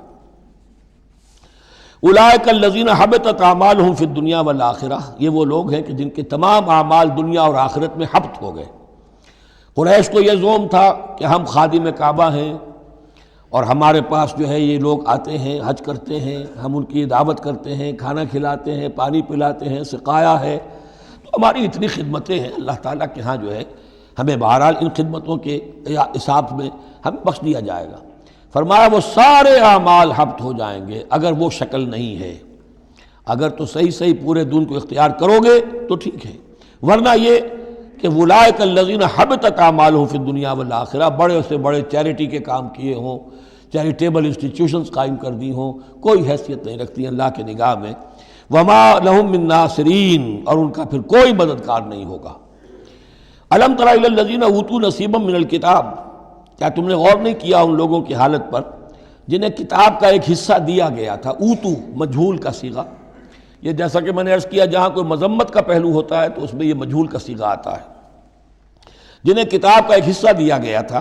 یدعون الی کتاب اللہ لیحکم بینہم، اب انہیں بلایا جاتا ہے اللہ کی کتاب کی طرف کہ وہ ان کے مابین فیصلہ کرے۔ ثم یتولی فریق منہم وہم معرضون، پھر ان میں سے ایک گروہ جو ہے پیٹھ موڑ لیتا ہے اعراض کرتے ہوئے، یعنی یہ کہ مانتے بھی ہیں کتاب کو لیکن اس کے فیصلے کو تسلیم کرنے کے لیے تیار نہیں۔ ذالک بانہم قالوا لن تمسنا النار الا ایاما معدودات، یہ مضمون آ چکا ہے سورہ بقرہ میں۔ یہ کیوں ڈھٹائی ہو رہی ہے کہ مانتے بھی ہیں اور پھر عمل نہیں کر رہے؟ انہیں بتایا جاتا تم اس کتاب پر ایمان رکھتے ہو، اس میں یہ لکھا ہے یہ سود حرام ہے، کیا کر رہے ہو، یہ شے حرام ہے، کس کام میں لگے ہوئے ہو؟ لیکن نہیں، کیوں اڑ جاتا ہے انسان؟ اس کی تشخیص کر دی۔ ذالک بانہم قالوا، یہ اس وجہ سے ہے کہ انہوں نے یہ عقیدہ گھڑ لیا ہے کہ لن تمسنا النار الا ایاما معدودات، ہمیں تو چھو ہی نہیں سکتی آگ جہنم کی مگر گنتی کے چند دن۔ جب یہ عقیدہ ہے تو پھر کاہے کو انسان دنیا کا نقصان برداشت کرے؟ بابر بے عیش کوش کے عالم دوبارہ نیست، حلال سے حرام سے جائز سے ناجائز سے جو بھی عیش حاصل کیا جا سکتا کرنا چاہیے، بخش تو دیا ہی جانا ہے۔ یہ عقیدہ ہے کہ جو در حقیقت ایمان بالآخرت کی نفی کر دیتا ہے۔ وَغَرَّهُمْ فِي دِينِهِمْ مَا كَانُوا يَفْتَرُونَ، اور انہیں دھوکے میں مبتلا کر دیا ہے ان کے دین نے، ان چیزوں نے دین کے معاملے میں دھوکے میں ڈال دیا جو انہوں نے افترا کر لیے، گھڑ لیے۔ اللہ نے تو کوئی ضمانت نہیں دی تھی، نہ لاؤ تورات لاؤ انجیل لاؤ، کہیں ضمانت نہیں ہے، یہ تو تمہارا من گھڑت عقیدہ ہے، اور اسی کی وجہ سے دین کے اندر تم اب بد دین یا بے دین ہو گئے ہو۔ فَكَيْفَ إِذَا جَمَعْنَاهُمْ لِيَوْمٍ لَا رَيْبَ فِيهِ، تو کیا حال ہوگا اس دن؟ اس وقت تو یہ بڑھ چڑھ کر باتیں بنا رہے ہیں، زبان درازیاں کر رہے ہیں، کیا ہوگا اس دن جب کہ ہم انہیں جمع کریں گے لِيَوْمٍ لَا رَيْبَ فِيهِ، اس دن جس دن کے بارے میں کوئی شک نہیں۔ وَوُفِّيَتْ كُلُّ نَفْسٍ مَا كَسَبَتْ، اور پھر ہر ذی نفس کو، ہر جان کو، ہر انسان کو پورا دے دیا جائے گا جو کچھ اس نے کمائی کی ہوگی۔ وَهُمْ لَا يُظْلَمُونَ، اور ان پر کوئی زیادتی نہیں ہوگی۔ اب اس کے بعد پھر ایک بڑی عظیم دعا آ رہی ہے۔ اس سورہ مبارکہ میں دعائیں بہت ہیں، یہ بھی بہت عظیم دعا ہے، اور یہ تو باقاعدہ تلقین کر کے کہا گیا ہے۔ کہیں تو ایسا ہوتا ہے لوگ ایسے دعا کرتے ہیں، یہاں ہے قل اللہم مالک الملک، کہو اے اللہ جو تمام بادشاہت کا مالک ہے، مالک الملک ہے، کل ملک اس کے اختیار میں ہے، تؤتی الملک من تشاء، تو حکومت اور اختیار دیتا ہے جس کو چاہتا ہے، وتنزع الملک ممن تشاء، اور سلطنت چھین لیتا ہے جس سے چاہتا ہے، وتعز من تشاء، اور تو عزت دیتا ہے جس کو چاہتا ہے، وتذل من تشاء، اور تو ذلیل کر دیتا ہے جس کو چاہے۔ بیدک الخیر، تیرے ہاتھ میں سب خوبی ہے، اس کے دونوں معنی ہیں، کل خیر خوبی تیرے ہاتھ میں ہے، دوسرے ایک تیرے ہاتھ میں خیر ہی خیر ہے۔ بسا اوقات انسان جسے اپنے لیے شر سمجھ بیٹھتا ہے وہ بھی اس کے لیے خیر ہوتا ہے۔ عسیٰ ان تحبوا شیئا وہو شر لکم وعسیٰ ان تکرہوا شیئا وہو خیر لکم انک علی کل شیء قدیر، یقیناً تو ہر چیز پر قادر ہے۔ تولج اللیل فی النہار، تو رات کو لے آتا ہے دن میں پرو کر، وتولج النہار فی اللیل، اور پھر دن کو نکال لاتا ہے رات میں سے پرو کر، وتخرج الحی من المیت، اور تو نکالتا ہے زندہ کو مردہ سے، وتخرج المیت من الحی، اور تو نکالتا ہے مردہ کو زندہ سے۔ اس کی بہترین مثال مرغی اور انڈا، مرغی میں جان نہیں ہے لیکن اسی میں سے چوزہ برآمد ہوتا ہے، زندہ ہے، اور وہ مرغی جو ہے وہی انڈا دے رہی ہے، تو گویا کہ اللہ تعالیٰ کے ہاں وہ چیز چل رہی ہے، تخرج الحی من المیت وتخرج المیت من الحی وترزق من تشاء بغیر حساب، اور تو دیتا ہے جس کو چاہتا ہے بے حد و حساب۔ لا يتخذ المؤمنون الکافرین اولیاء من دون المؤمنین، اہل ایمان نہ بنائیں اپنے دوست کافروں کو، اولیاء ایسا دوست جو قلبی دوست ہو، جو رازدار بھی ہو جاتے ہیں، پشت پناہ بھی ایک دوسرے کے سمجھے جاتے ہیں، یہ تعلق کفار کے ساتھ اختیار کرنے کی اجازت نہیں ہے۔ ایک اچھا رویہ ہو، ظاہری مدارات ہوں، آپ ان سے اچھے کلچرڈ طریقے پر بات کریں، تہذیب کے ساتھ، یہ اور بات ہے، لیکن دلی محبت، قلبی رشتہ، جذباتی تعلق، ان کی ایک ایسے باہمی مدد کا ایک رشتہ قائم کر لینا، پشت پناہ ہونے کا رشتہ بنا لینا، اس کی اجازت نہیں ہے۔ لا يتخذ المؤمنون الکافرین اولیاء من دون المؤمنین، اہل ایمان کو چھوڑ کر ان کے ساتھ یہ رشتہ قائم کرنا اللہ کو پسند نہیں۔ ومن يفعل ذلك فليس من اللہ فی شیء، اور جو کوئی بھی یہ حرکت کرے گا پھر اس کا اللہ کے ہاں کوئی مقام نہیں ہوگا، کوئی رشتہ اللہ کا پھر اس کے ساتھ نہیں رہے گا۔ اللہ کے دشمنوں کے ساتھ تمہاری دوستی ہے تو ظاہر بات ہے کہ پھر اللہ کے ساتھ تمہارا کوئی تعلق نہیں رہا۔ الا ان تتقوا منہم تقا، سوائے یہ کہ تم ان سے بچاؤ کرنا چاہو، بچاؤ کے لیے۔ بعض اوقات ایسے حالات ہوتے ہیں کہ کھلے مقابلے کا ابھی موقع نہیں ہے، تو آپ طرح دے رہے ہیں، آپ وقت جو ہے یو آر بائنگ ٹائم، تو اس میں کوئی ظاہری خاطر مدارات کا مسئلہ بھی ہو جائے تو کوئی حرج نہیں ہے، لیکن یہ کہ مستقل واقعی قلبی محبت قائم کر لینا یہ جائز نہیں ہے۔ ویسے یہ کہ اسی پھر آیت کے اسی الفاظ کو ہمارے ہاں اہل تشیع نے تقیہ کی جڑ بنا دیا ہے، لیکن انہوں نے اسے پہنچا دیا اس حد تک کہ جھوٹ بھی بولو، اپنے عقائد بھی چھپا لو، اور اس کے لیے دلیل یہاں سے لاتے ہیں۔ لیکن یہ بالکل ایک دوسری شکل ہے کہ یہ صرف ایک ظاہری مدارات کی حد تک، ایک حد تک، یہ نہیں کہ آپ جھوٹ بولنے پر آ جائیں اور آپ ایک چیز کو چھپانے پر آ جائیں، بس یہ ہے کہ آپ اس وقت تک، جیسے ہم پڑھ چکے ہیں سورہ بقرہ میں، کہ اگرچہ یہ یہودی جو ہیں ان کے دلوں کے اندر آگ بھری ہوئی ہے تمہارے خلاف، لیکن یہ فصفحوا فاعفوا واصفحوا، ابھی ذرا درگزر کرتے رہو، ابھی فوری طور پر ان کے ساتھ جو ہے معاملہ کوئی مقابلے وغیرہ کا شروع کرنا مناسب نہیں۔ اس حد تک مسئلہ بینی تو صحیح ہے، لیکن یہ نہیں کہ جھوٹ بولا جائے معاذ اللہ۔ وَيُحَذِّرُكُمُ اللَّهُ نَفْسَهُ، اور اس میں بھی اب اور نرمی کر دی، اللہ تمہیں ڈراتا ہے اپنے آپ سے، اللہ سے ڈرو، یعنی کسی اور سے ڈر کر خواہ صرف خاطر مدارات کر لینا بھی صحیح نہیں ہے، لیکن یہ کہ بہرحال ضرورت ہے، کسی وقت مصلحت ہے تو کرو، لیکن یہ کہ اصل تمہارے دل میں خوف اللہ کا رہنا چاہیے۔ وَإِلَى اللَّهِ الْمَصِيرُ، اور اللہ ہی کی طرف تمہیں لوٹ جانا ہے۔ قُلْ إِن تُخْفُوا مَا فِي صُدُورِكُمْ أَوْ تُبْدُوهُ يَعْلَمُهُ اللَّهُ، یہ پھر وہی آیت آ گئی ہے جو سورہ بقرہ کے آخر میں آئی تھی، لِلَّهِ مَا فِي السَّمَاوَاتِ وَمَا فِي الْأَرْضِ وَإِن تُبْدُوا مَا فِي أَنفُسِكُمْ أَوْ تُخْفُوهُ يُحَاسِبْكُم بِهِ اللَّهُ، یہاں فرمایا قُلْ إِن تُخْفُوا مَا فِي صُدُورِكُمْ، کہہ دیجئے کہ اگر تم چھپاؤ جو کچھ کہ تمہارے سینوں میں ہے، أَوْ تُبْدُوهُ، یا تم اسے ظاہر کر دو، يَعْلَمُهُ اللَّهُ، اللہ تعالیٰ اس کو جانتا ہے۔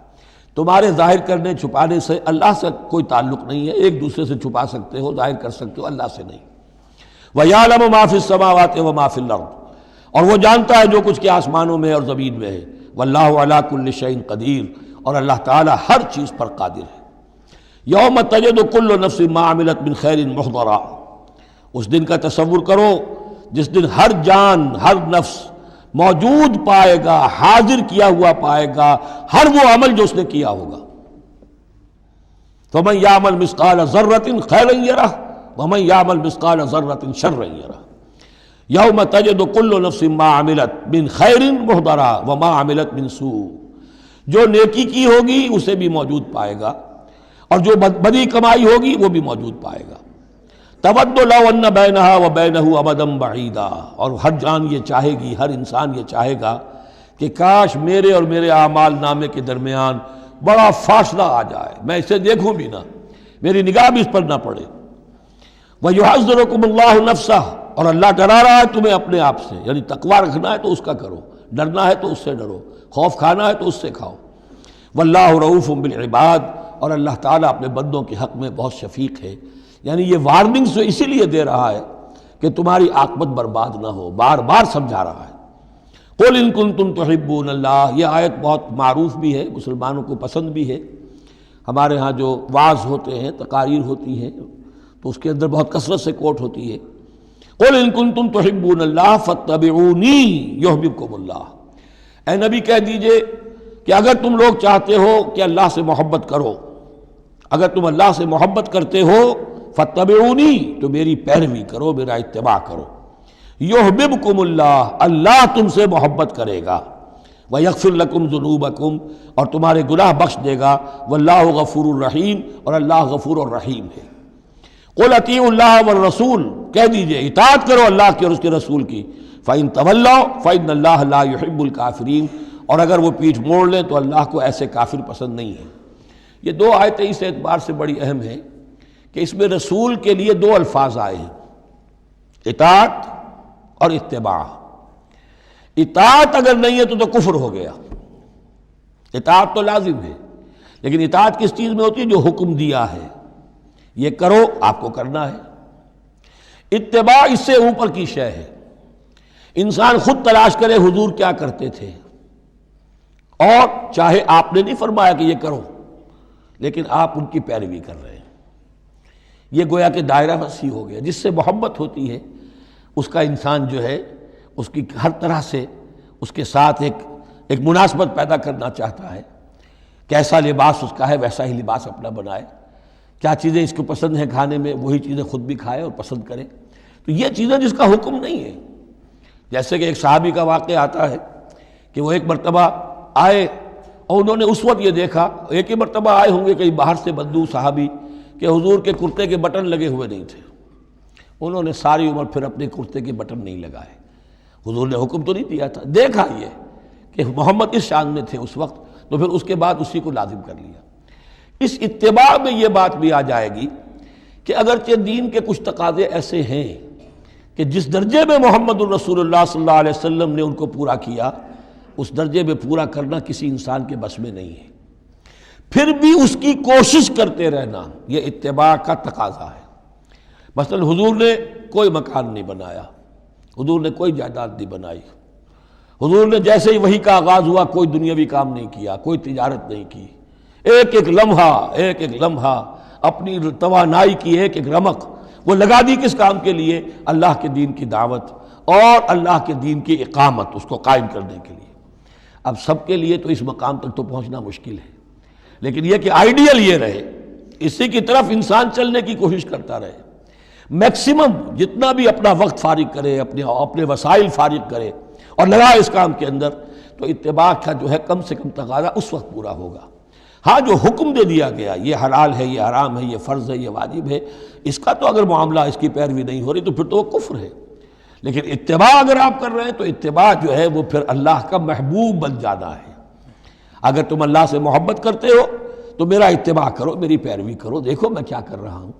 میرے کیا شب و روز ہے، کن کاموں میں میری توانائیاں لگ رہی ہیں، کیا دلچسپیاں ہیں میری دنیا کے اندر، ان چیزوں کے اندر تم میری پیروی کرو۔ فاتبعونی یحببکم اللہ، تم اللہ کے محب نہیں محبوب بن جاؤ گے۔ واللہ غفور الرحیم، اور اللہ غفور الرحیم ہے۔ باقی دوسرا درجہ جو نچلا ہے، قل اطیعوا اللہ والرسول، اطاعت تو اللہ اور اس کے رسول کی کرنی ہی کرنی ہے۔ فإن تولوا، اور اگر اس اطاعت سے بھی موڑے، فإن اللہ لا يحب الکافرین، تو اللہ کو ایسے کافر تو پسند نہیں ہے، کیونکہ پھر اطاعت رسول کا انکار تو کفر ہو گیا۔ یہاں وہ پہلا حصہ جو ہے نصف اول کا ثلث اول، یعنی نصف اول جو ہے سورہ مبارکہ کا، میں نے عرض کیا تھا کہ اس میں پہلی آیات 32 ہیں، جنرل ہیں، تمہیدی ہیں، دین کے بڑے جو گہرے اصول ہیں وہ ہیں، دعائیں تلقین کی گئی ہیں، محکمات اور متشابہات کا فرق واضح کیا گیا ہے۔ لیکن اب دوسرے حصے میں سارا خطاب جو ہے وہ براہ راست عیسائیوں سے ہے، اور انہیں بتانا یہ ہے کہ حضرت عیسیٰ کو جو تم نے معبود بنا لیا، یا تو تثلیث کی شکل دے دی ٹرینٹی، یا گاڈ انکارنیٹ بنا دیا۔ تثلیثیں بھی دو طرح کی رہی ہیں، اللہ بھی اور مریم بھی اور عیسیٰ بھی، اور دوسری تثلیث جو ہے جو اب دنیا میں عام ہے وہ ہے اللہ اور روح القدس اور حضرت عیسیٰ۔ تو یہ جو تثلیثیں تم نے ایجاد کر لی ان کی کوئی بنیاد نہیں ہے، یہ تمہاری کج روی ہے، تم نے غلط شکل اختیار کی ہے۔ عیسیٰ علیہ السلام بہت برگزیدہ پیغمبر تھے، ہاں ان کی ولادت معجزانہ طریقے پر ہوئی ہے، لیکن اگر ان کی ولادت معجزانہ طریقے پر ہوئی ہے تو ان سے متصلاً قبل یحییٰ کی جو ولادت ہوئی ہے وہ بھی معجزانہ ہوئی ہے، وہ بھی کوئی کم معجزہ نہیں تھا۔ تو معجزے، اور پھر آدم کی جو ولادت ہوئی، آدم کو جو پیدا کیا اللہ نے، تو ظاہر بات ہے کہ وہ اپنی جگہ پر جہاں سے نسل انسانی کا آغاز ہوا، تو یہی بات اگر دلیل ہو جائے الوہیت کی تو یہ تو پھر آدم کو بھی الہ مانو اور یحییٰ کو بھی الہ مانو۔ تو ساری بحث اس پر ہو رہی ہے۔ ان اللہ اصطفیٰ آدم و نوحا وآل ابراہیم وآل عمران علی العالمین، یقیناً اللہ نے چن لیا آدم کو اور نوح کو اور آل ابراہیم کو اور آل عمران کو تمام جہان والوں پر، تمام جہانوں پر نہیں، تمام جہان والوں پر۔ حضرت آدم علیہ السلام کا بھی استفاء ہوا ہے۔ اس میں کچھ ان لوگوں کے لیے دلیل بنتی ہے جو سمجھتے ہیں کہ جو تخلیق آدم ہے اس میں پہلے کوئی سپیشیز وجود میں آئی تھی، اور اس سپیشیز، اس نوع کے ایک فرد کو اللہ نے چن کر اس میں پھر اپنی روح پھونکی ہے تو وہ آدم بن گئے، تو وہ بھی سلیکٹڈ تھے۔ استفاء کے معنی ہوتا ہے کسی میں سے چن لینا، بہرحال ایک عام معنی بھی ہو جاتے ہیں، پسند کر لینے کے معنی بھی ہو سکتے ہیں۔ ان اللہ اصطفیٰ آدم و نوحا، اور پھر نوح کو پسند کیا، آل ابراہیم، ابراہیم کے گھر کو، ان کے خاندان کو، و آل عمران۔ عمران جو ہے بنی اسرائیل کی تاریخ میں دو عظیم شخصیتوں کے نام ہیں، ایک تو حضرت موسیٰ کے والد کا نام بھی عمران تھا، اور ایک حضرت مریم کے والد کا نام بھی عمران تھا۔ حضرت عیسیٰ کے نانا عمران ہوئے اور حضرت موسیٰ کے والد عمران تھے۔ یہاں پہ غالباً حضرت موسیٰ کے والد مراد ہیں، لیکن چونکہ آگے سارا معاملہ حضرت مریم کا آ رہا ہے تو شاید عین ممکن ہے کہ یہاں پر اشارہ ان کے نانا کی طرف ہو۔ ذریۃ بعضھا من بعض، اور یہ سب جو ہے ایک دوسرے کی نسل سے ہیں، ایک دوسرے کی اولاد سے ہیں۔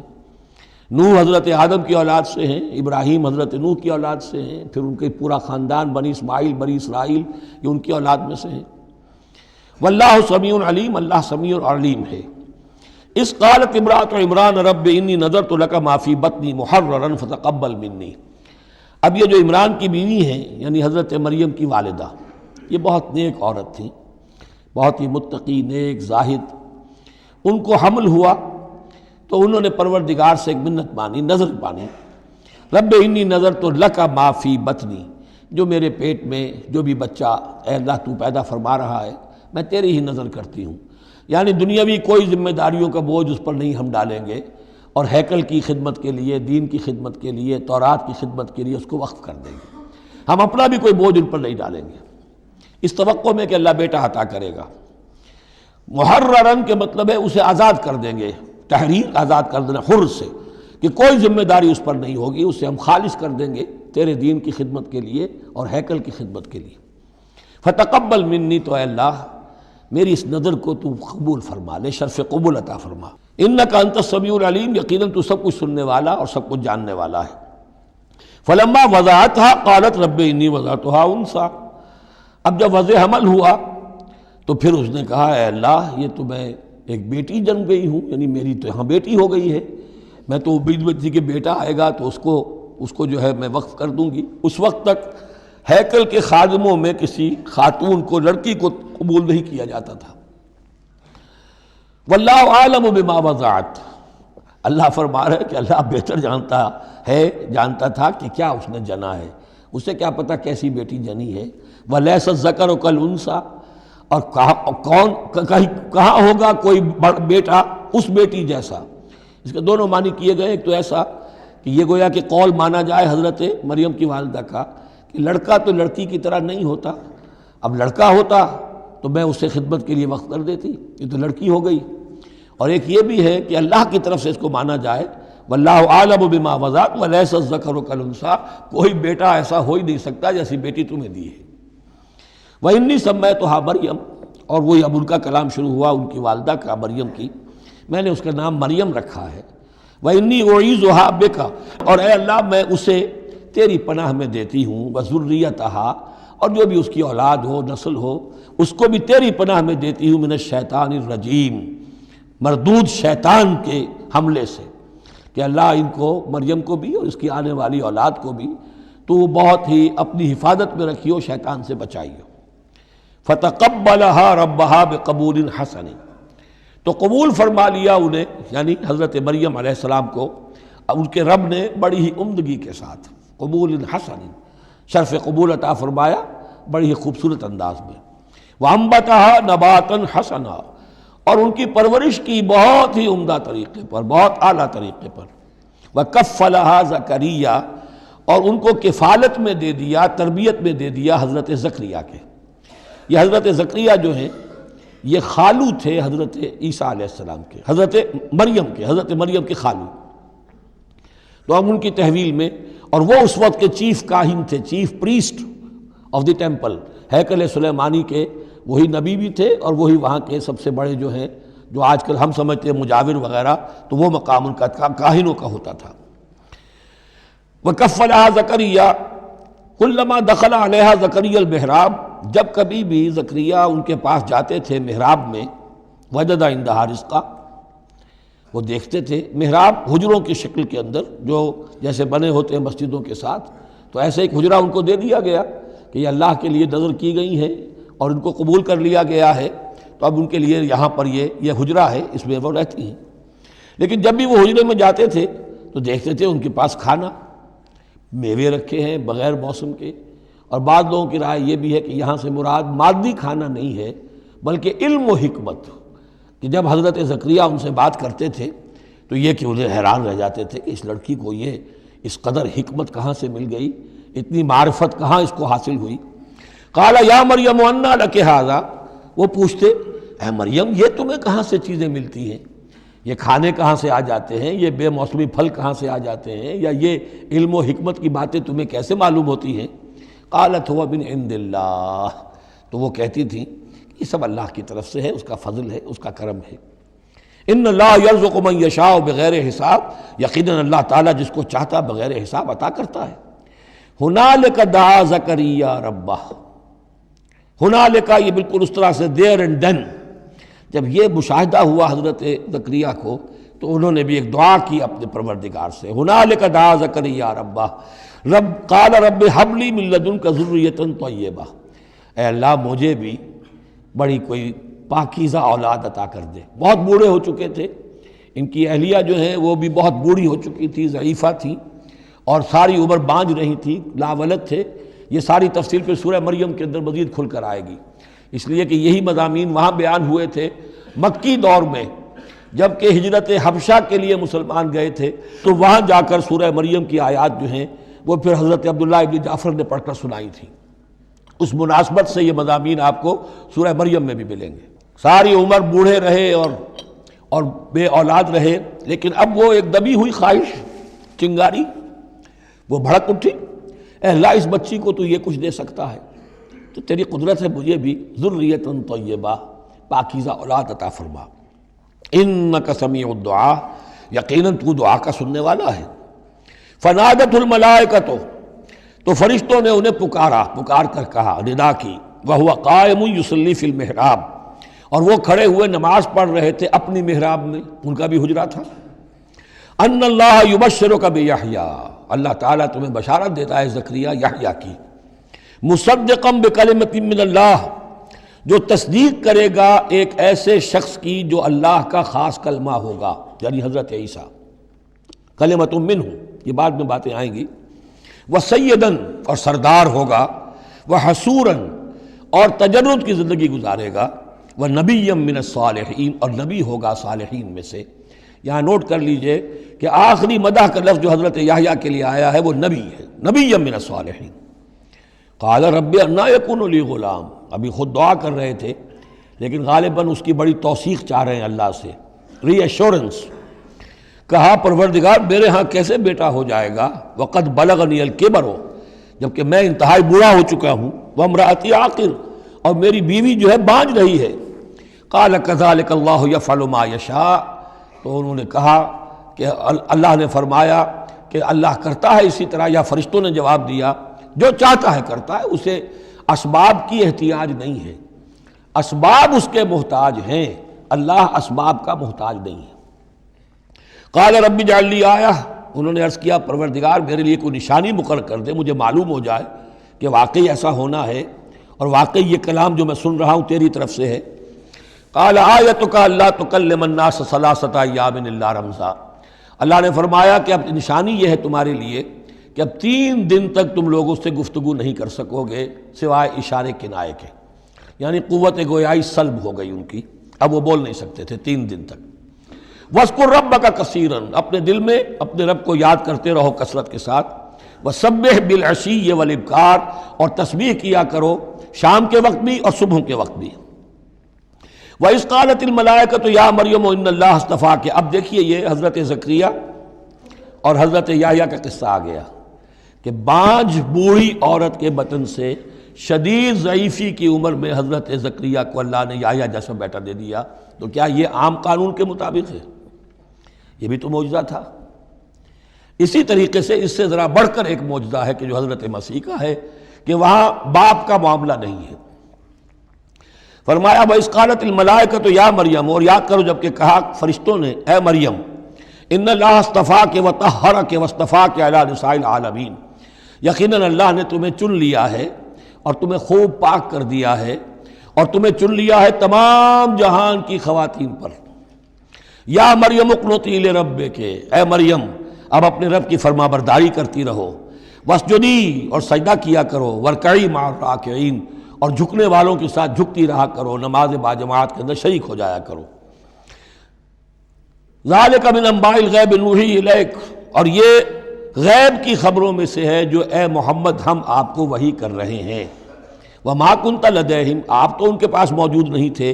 اذ یلقون اقلامہم ایہم یکفل مریم، جبکہ وہ اپنے قلم پھینک رہے تھے یہ طے کرنے کے لیے کہ ان میں سے کون ہوگا کہ جو مریم کا کفیل ہوگا، کس کی تربیت میں زیر نگرانی، یعنی اور بھی وہاں پریسٹ تھے، کاہن اور بھی تھے، ان سب میں سے ہر ایک چاہتا تھا کہ یہ بچی جو ہے میری تحویل میں ہو، میں تربیت کروں، جسے اللہ کے نام پر جو ہے اس طرح وقف کر دیا گیا ہے۔ لیکن یہ کہ جب وہ اس طریقے سے اپنے قلم پھینک کر کچھ جیسے ہوتا ہے کوئی ذائچہ نکالنا یا کسی طرح کا معاملہ تو طے کر رہے تھے، اس میں اللہ نے حضرت زکریا کا نام نکال دیا تھا۔ تو اے نبی اس وقت تو آپ تو وہاں نہیں تھے، وما کنت لدیہم یختصمون، اور نہ آپ اس وقت تھے جبکہ وہ آپس میں جھگڑ رہے تھے۔ اذ قالت الملائکۃ یا مریم ان اللہ یبشرک بکلمۃ من، اب یاد کرو جب کہ کہا فرشتوں نے اللہ سے، کہ فرشتوں نے مریم سے کہ یقیناً اللہ تعالیٰ تمہیں بشارت دے رہا ہے ایک ایسی ہستی کی جو خاص کلمہ ہوگا اس کی جانب سے، اسمہ المسیح عیسی ابن مریم، اس کا نام ہوگا المسیح عیسیٰ مریم کا بیٹا، وجیہاً فی الدنیا والآخرہ، باعزت ہوگا، مرتبے والا ہوگا دنیا میں بھی اور آخرت میں بھی، ومن المقربین، اور بہت ہی اللہ کے مقربین بارگاہ میں سے ہوگا، بہت مقرب، وَيُكَلِّمُ النَّاسُ فِي الْمَهْدِ وَكَهْلًا، اور وہ لوگوں سے گفتگو کرے گا گود میں بھی اور پوری عمر کا ہو کر بھی۔ کہولت 40 برس کے بعد آتی ہے، اور حضرت مسیح اٹھا لیے گئے، رفع سماوی ہوا 33 برس کی عمر میں، گویا کہ اس آیت کا تقاضا ابھی پورا نہیں ہوا ہے۔ اور اس سے اندازہ کر لیجیے اس کے کہنے کی ضرورت کیا تھی، پوری عمر کو پہنچ کر تو سبھی بولتے ہیں، اس کا اشارہ کیوں کیا گیا یہاں؟ اس لیے کہ ہمیں معلوم ہو جائے کہ حضرت مسیح پر ابھی موت واقع نہیں ہوئی ہے، بلکہ وہ واپس آئیں گے دنیا میں، دوبارہ اتریں گے، پھر ان کی وہ عمر بھی ہوگی، پھر وہ شادی بھی کریں گے، ان کی اولاد بھی ہوگی، اور ان کے ذریعے سے اللہ تعالیٰ یہ نظام خلافت علی منہاج النبوت کو پوری دنیا میں قائم کرے گا۔ وَيُكَلِّمُ النَّاسَ فِي الْمَهْدِ وَكَهْلًا، اور وہ گفتگو کرے گا لوگوں سے اپنے گود میں بھی، تمہاری گود میں بھی، پگھوڑے میں بھی، اور بڑی پوری عمر کا ہو کر بھی، وَمِنَ الصَّالِحِينَ، اور یقیناً وہ بھی بہت ہی ہمارے نیکوکار بندوں میں سے ہوگا۔ قالت رب انا یکون لی ولد، حضرت مریم سلام علیہا نے بھی وہی جو ہے بات واضح کی، اے اللہ میرے اولاد کیسے ہو جائے گی، یمسسنی بشر، مجھے تو کسی مرد نے ہاتھ تک نہیں لگایا۔ قال کذالک اللہ یخلق ما یشاء، فرمایا اسی طرح اللہ تعالیٰ تخلیق فرماتا ہے جو چاہتا ہے، اس کو ضرورت نہیں ہے۔ ٹھیک ہے عام ولادت انسانوں کی اسی طرح ہوتی ہے، باپ کا بھی حصہ ہے، ماں کا بھی حصہ ہے، لیکن یہ کہ اللہ تعالیٰ کے لیے کسی بھی شے کی ضرورت نہیں ہے، وہ محتاج نہیں ہے ان اسباب اور وسائل و ذرائع کا، اور جو چاہے کرتا ہے۔ قال کذالک اللہ یخلق ما یشاء اذا قضى امرا فانما يقول له كن فيكون، وہ تو جب کسی شے کا فیصلہ کر لیتا ہے تو بس وہ کہتا ہے ہو جا اور وہ ہو جاتی ہے۔ وَيُعَلِّمُهُ الْكِتَابَ وَالْحِكْمَةَ، اور وہ اللہ تعالیٰ اسے سکھائے گا کتاب بھی اور حکمت بھی، وَالتَّوْرَاةَ وَالْإِنْجِيلَ، اور تورات بھی اور انجیل بھی، وَرَسُولًا إِلَىٰ بَنِي إِسْرَائِيل، اور وہ رسول بن کر آئیں گے اسرائیل کی طرف۔ اب یہ جو دو کنٹمپریریز ہیں ان کو نوٹ کر لیجئے کہ حضرت یحییٰ کے بارے میں نبیم من الصالحین پر آ کر بات ختم ہو گئی، اور حضرت عیسیٰ کے بارے میں رسولاً الی بنی اسرائیل، بنی اسرائیل کی طرف رسول ہو کر آئیں گے۔ حضرت یحییٰ صرف نبی تھے، اسی لیے وہ قتل بھی کر دیے گئے۔ حضرت عیسیٰ رسول تھے، رسول قتل نہیں ہو سکتے، اسی لیے ان کو زندہ آسمان پر اٹھا لیا گیا۔ یہ بہت اہم مضمون ہے کہ جو یہاں بھی آپ کو سمجھ لینا چاہیے۔ اس کے بعد ان کے بعد معجزات کا تذکرہ ہے، وہ انشاءاللہ اب اگلی نشست میں پڑھیں گے۔ بارک اللہ لی و لکم فی القرآن العظیم و نفعنی و ایاکم بالآیات والذکر الحکیم۔